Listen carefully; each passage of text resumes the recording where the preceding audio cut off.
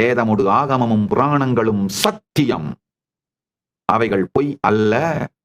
சனாதன ஹிந்து தர்மம் சத்தியம், அவைகள் சொல்லும் எல்லா உயர்நிலைகளும் மனிதனுக்கு சத்தியம். Multiple Puranas different reference centres use பண்ணாலும் கன்சிஸ்டன்ட் ரேஷியோவை தான் ஈல்ட் ஆகுதுங்க. ஃபைனலா ரேஷியோ போட்டோம்னா இது மொத்தமும் புனைப்பு படைப்பு அல்ல, புனைதல் அல்ல அப்படிங்கறத மிக தெளிவா ப்ரூவ் பண்ணுது. This alignment of cosmology, narrative accounts, அத கால்குலபிள் பிசிக்ஸ், அதாவது மிக தெளிவாக கால்குலேட் பண்ணக்கூடிய அந்த இயற்பியல், இது எல்லாமே establishes the scientific authenticity of Puranic cosmology. புராணங்கள் சொல்லுகிற காஸ்மாலஜியோட ஆத்தென்டிசிட்டிய சயின்டிபிக்கா நம்மளால எஸ்டாப்ளிஷ் பண்ண முடிகிறது. ஏன்னா இந்த காஸ்மாலஜியோட அலைன்மெண்ட், கால்குலபிள் பிசிக்ஸ், இந்த நரேட்டிவ் அக்கவுண்ட்ஸ், இதெல்லாம் மிக தெளிவா scientific authenticity of the Puranic cosmology establish பண்ணிடுது. அறுதியாகவும் இறுதியாகவும் உறுதியாகவும் இந்த சத்தியங்களை சொல்றேன், உள்வாங்கிக்கோங்க. Puranas encode relativistic and reference frame physics using symbolic language but facts. By decoding the cyclic spiral time, reference based distance and locus specific time dilation, we can reconstruct a coherent cosmic model that reveals the divinity to the science. புராணங்கள் மிகவும் முன்னேறிய relativistic and reference frame பிசிக்ஸை உபயோகப்படுத்தி மிக தெளிவாக இந்த சத்தியங்களை document பண்ணியிருக்காங்க. அதாவது இந்த சைக்ளிக் ஸ்பைரல் டைமை டீகோட் பண்ணி, ரெஃபரன்ஸ் பேஸ்டு டிஸ்டன்ஸை டீகோட் பண்ணி, லோகா ஸ்பெசிபிக் டைம் டைலேஷனை, கால விரிவை டீகோட் பண்ணி பார்த்தோம்னா புராணங்கள் சொல்ற இந்த காஸ்மிக் மாடலை ரொம்ப கொஹரண்டா நம்மளால ரீகன்ஸ்ட்ரக்ட் பண்ண முடியுது. இது இந்த யுகத்தின் அறிவியலுக்கு மிக தெளிவாக இந்த பரம சத்தியங்களை காட்டுகிறது.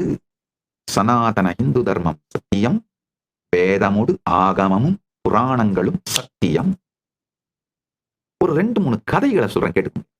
பிரபஞ்ச வரலாற்று பதிவுகள் தான் புராணம். பாகவதத்துல ஒரு அழகான ஒரு வரலாற்று பதிவு இருக்கு.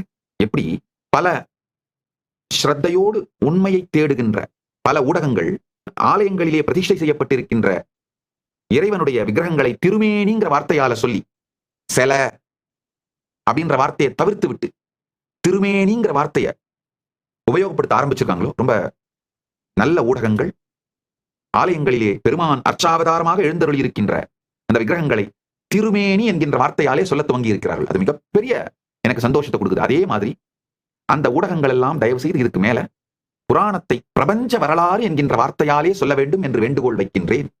அதாவது இந்து மதத்தை ஸ்ரத்தையோடு ஏற்றுக்கொள்ளுகிற எல்லோரும், எல்லா ஸ்ரத்தையோடு இருக்கின்ற இந்துக்களும் தயவு செஞ்சு புராணங்களை ஆங்கிலத்துல மித்துன்னு டிரான்ஸ்லேட் பண்ணாதீங்க, மித்தாலஜின்னு சொல்லாதீங்க. பிரபஞ்ச வரலாறுங்கிற வார்த்தையை மட்டும் உபயோகப்படுத்தி சொல்லுங்கள். காஸ்மிக் ஹிஸ்டரி, பிரபஞ்ச வரலாறு, ஆங்கிலத்துல cosmic history, history of the universe அப்படிங்கிற வார்த்தைகளால சொல்லலாம். தமிழ்ல பிரபஞ்ச வரலாறு அப்படின்னு சொல்லலாம். பாகவதத்திலே இருக்கின்ற ஒரு வரலாற்று நிகழ்வு.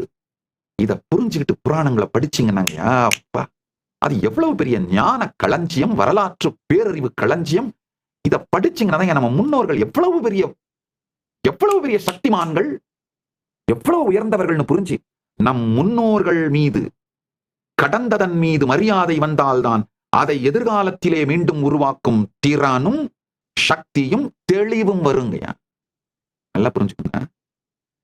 இந்துக்கள், இந்து மதத்தை வாழ்க்கையாக நம்புபவர்கள், இந்து இயக்கங்களின் தலைவர்கள், இந்து மதத்தை முன்வைத்து அரசியல் நடத்துபவர்கள், இவங்க எல்லாருமே புராணங்கள் மீதும் வேதம் ஆகமம் புராணங்கள் மீதும் ஸ்ரத்தை வந்து அவை சத்தியம் என்று புரிந்து கொண்டால்தான் அவங்க பொலிட்டிக்கல் பவரை கூட இந்து மதத்தோட இன்ட்ரெஸ்டுக்கு அட்வான்ஸ் பண்றதுக்கு யூஸ் பண்ணுவாங்க. இல்லைன்னா இந்து மதத்தை அவங்க பொலிட்டிக்கல் பவர் கெயின் பண்றதுக்கு தான் யூஸ் பண்ணுவாங்க.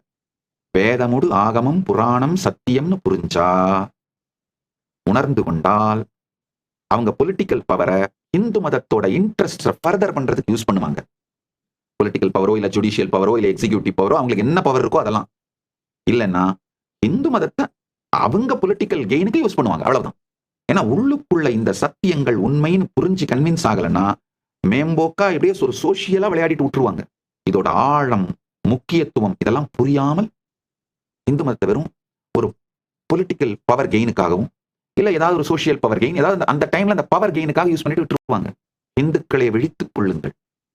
இந்து இயக்கங்கள் நீங்க யாரை நம்புறீங்களோ, இந்து அரசியல்வாதிங்கன்னு நீங்க யாரை நம்புறீங்களோ, இந்து குருமார்கள் நீங்க யாரை நம்புறீங்களோ, இந்து சமூக தலைவர்கள் நீங்க யாரை நம்புறீங்களோ அவங்க எல்லாரும் நம்முடைய வேதம், ஆகமம், புராணங்களை ஆழமாக நம்புகிறார்களா, கடைபிடிக்கிறார்களான்றதை மட்டும் பார்த்துருங்கய்யா. அதுதான் அடிப்படை baseline scale.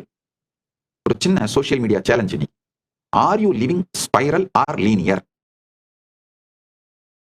Tell us, do you plan your life like climbing a ladder, always up, or dancing in a spiral, rhythmic? Which one actually makes you happier? Drop your honest answer below. அதாவது இந்த ஏணி மேல ஏறுற மாதிரியே உங்க வாழ்க்கை போயிட்டு இருக்கா? நல்லா புரிஞ்சுக்கோங்க. நீங்க வாழ்க்கையில எந்த ஏணி மேல ஏறினாலும் கடைசியில உச்சியில வந்து தனியா உட்காந்து குரங்கு மாதிரி இருக்கும். சில பேர் என்கிட்ட கேட்கறது உண்டு, இந்த ரேட் ரேஸ்ல மாட்டிக்கிட்டேன் சாமி என்ன பண்ணலாம்? ஏய் நல்லா புரிஞ்சுக்கப்பா, ரேட் ரேஸ்ல நீ ஜெயிச்சினாலும் கடைசியில நீ ரேட் தான்பா. நீ எந்த ஏணியை கிளைம் பண்ணாலும் உச்சாணி கும்பல தனியா குரங்கு மாதிரி உட்காந்துருப்ப உச்சிக்கு போன அப்புறம். அப்படி வாழறீங்களா? இல்ல இந்த ஸ்பைரல் ரித்தம்ல, லைஃபோட ஸ்பைரல் ரித்தம்ல வாழ்ந்து அனுபவிச்சுட்டு இருக்கீங்களா? எது உங்களை ஆக்சுவலா ஹாப்பி ஆகுது? உங்களுடைய ஹானஸ்ட் ஆன்சரை comment on YouTube, post your thoughts on Twitter, tagging at Sri Nithyananda. இப்ப புரிஞ்சுக்கோங்க. பாகவதத்தில் சொல்ற ஒரு கதை. பிரம்மா கிருஷ்ணருடைய நண்பர்களான அந்த கோபியர்களை, அவங்க மேய்க்கிற அந்த மாடுகள், இது எல்லாத்தையும் மறைச்சிடுறார். அந்த கதை எல்லாரும் படிச்சிருப்பீங்க பாகவதத்துல. இல்லைன்னா முடிஞ்சா ஏஐக்கு போய் வேணா படிச்சிருங்க. உங்களுக்கு படிக்கிறதுக்கு டைம் இல்லைன்னா ஏஐக்கு போய் வேணா படிச்சிருங்க. ஏஐல படிச்சீங்கன்னா ரொம்ப அழகா இந்த ஒரிஜினல் ஸ்லோகங்களோட, ஒரிஜினல் சூத்திரங்களோட அழகா டாக்குமெண்ட் பண்ணியிருக்காரு. இந்த ஒரிஜினல் நிகழ்வு அப்படியே டாக்குமெண்ட் பண்ணியிருக்காரு வியாசர். கிருஷ்ணர் வந்து அவருடைய ஃப்ளூட்டை பிளே பண்ணிட்டு பிருந்தாவனத்துல ஃப்ரெண்ட்ஸோட, மாடுகளோட, மற்ற கன்றுகளோட, விலங்குகளோட இருக்காரு. இந்த பிக்னிக் போயிருக்காங்க. அந்த மாடுகள் எல்லாம் மேய்ச்சிட்டு இந்த ஃப்ளூட் மியூசிக் எல்லாம் என்ஜாய் பண்ணிட்டு அவங்க எல்லாம் ஆனந்தமா இருக்காங்க. பிரம்மாவுக்கு ஒரு அடி மனசுல ஒரு ஆழமான ஒரு கியூரியாசிட்டி. எல்லாரும் சொல்றாங்களே பரந்தாமனே கிருஷ்ணனா வெளிப்பட்டு இருக்கான்னு, சாத்தியமா? இந்த மேல பார்த்தா அவர் பாட்டுக்கு யோக நிதிரையெல்லாம் படுத்திருக்காரு, நானும் பார்த்தேன். ஆனா இங்க இந்த சின்ன பையனா உட்காந்து விளையாடிட்டு இருக்கான். அவரே இங்க வந்து விளையாடிட்டு இருக்கிறதா சொல்றாங்க. உண்மைதானா? ஓவரா கதை சொல்லிட்டு இருக்காங்களே. இல்ல ஒருவேளை அவங்க எல்லாரும் அந்த கிருஷ்ணனோட கரிஷ்மால விழுந்த தேர் என்சாண்டட். ஒருவேளை அந்த சுத்தி இருக்கவங்களாம் அவனுடைய கிருஷ்ணனோட கரிஷ்மால விழுந்துட்டதுனால கிருஷ்ணனையே கடவுள்னு சொல்றாங்களா? என்னதான் நடக்குது? 10வது ஸ்காந்தத்துல 13வது கேண்டோல பாகவத புராணம் இதை டாக்குமெண்ட் பண்ணுது. பிரம்மா ரொம்ப கியூரியஸா இருந்து என்ன பண்றாரு, அந்த மொத்த கோபியர்களையும் பசுக்களையும் மறைச்சிடுறாரு. தஸ்மாத் கூகம் ஸ்தானம் ஜக்ருஹே. ரொம்ப அழகா அந்த கதையை பாகவதம் டாக்குமெண்ட் பண்ணுது. தஸ்மாத் கூகம் ஸ்தானம் ஜக்ருஹே வத்சான் கோபான் அதாபரே பிரம்மா ஸ்வாயாம் சக்யா தேஷாம் நித்ராம் ஜகௌ ஹரேர் நிருப. பிரம்மா மாயையான மறைவு நிறைந்த இடத்திலே கன்றுகளையும் கோபால குழந்தைகளையும் ஒளித்து வைத்தான். தன் சொந்த மாயா சக்தியால் ஹரியின் நண்பர்களான அவர்களை ஆழ்ந்த உறக்கத்தில் ஆழ்த்தினான். கதை. பிரம்மா வந்து மொத்த இந்த கோபர்களையும் இந்த மாடுகளையும் கடத்திட்டு போய் மறைச்சு வச்சு அவங்க எல்லாம் தூக்கத்துல போட்டுறாரு.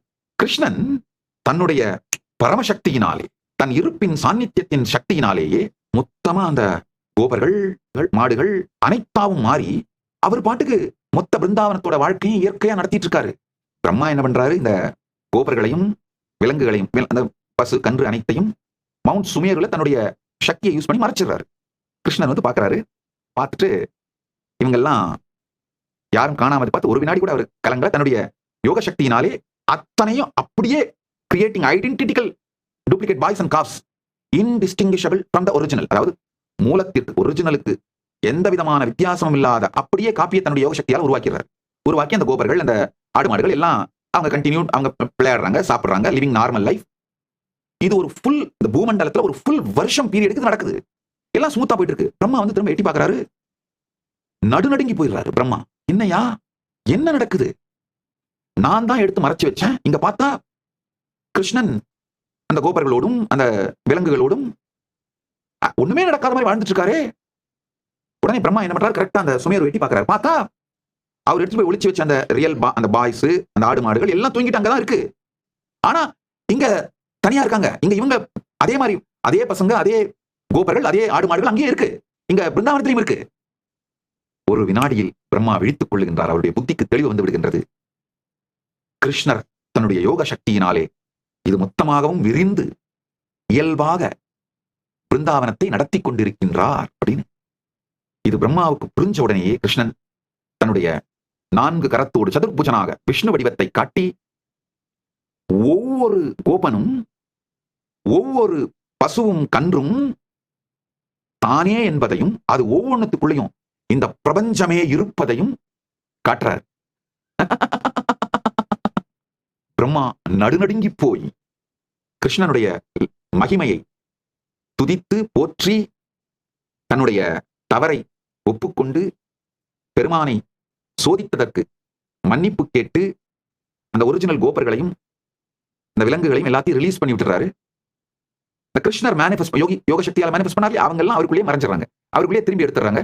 எடுத்துட்டு நார்மல்சியை ரீஸ்டோர் பண்ணிடுறாரு கிருஷ்ணன் பிருந்தாவனத்துல. முதலியே நார்மல்சியில தான் வச்சிருந்தாரு. இப்ப எடுத்துட்டு இந்த ஒரிஜினல் நபர்களை விட்டுட்டு நார்மல்சியை மேனேஜ் பண்ணிடுறாரு. க்ஷணம் ஆகதோ பிரம்மா தம் திருஷ்ட்வா விஸ்மிதம் மானசக ஏகவர்ஷம் கிருதம் தஸ்ய கோபானாம் வத்சவத்சலாஹா. ஒரு கணமே சென்றதாக நினைத்து திரும்பி வந்த பிரம்மா அதை பார்த்தவுடன் வியப்பில் ஆழ்ந்தான். அவன் இல்லாத அந்த ஒரு கணம் கோபாலர்களுக்கும் கன்றுகளுக்கும் ஒரு முழு வருடம் ஆகிவிட்டதை கண்டான். இது வரலாறு, நடந்த வரலாறு. இந்த டைம் டைலேஷனை பத்தி உங்களுக்கு தெளிவா புரிய வைக்குது. பிரம்மாவுக்கு வந்து ஒரு க்ஷணம் அவர் நினைச்சது இங்க ஒரு வருடம், பூலோகத்துல ஒரு வருடம். ஆக்சுவலா அவர் பூலோகத்துல தான் மறைச்சு வைக்கிறாரு. ஆனா அவருக்கு வந்து ஒரு க்ஷணம் தான் மறைச்சு வச்சுதான் அவர் நினைச்சாரு. ஒரு க்ஷணத்துக்குள்ள திரும்பி பார்க்கும்போது இங்க ஒரு வருடம் ஆயிருந்து. ஆனா அந்த ஒரு வருடத்தாலே இந்த மாற்றமும் இல்லாமல் கிருஷ்ணன் தன்னுடைய யோக சக்தியினாலே இந்த லீலையை நடத்திட்டு இருக்கார். இந்த டைம் டைலேஷனை பத்தி நீங்க புரிஞ்சுக்கிறதுக்கான வரலாற்று பதிவு.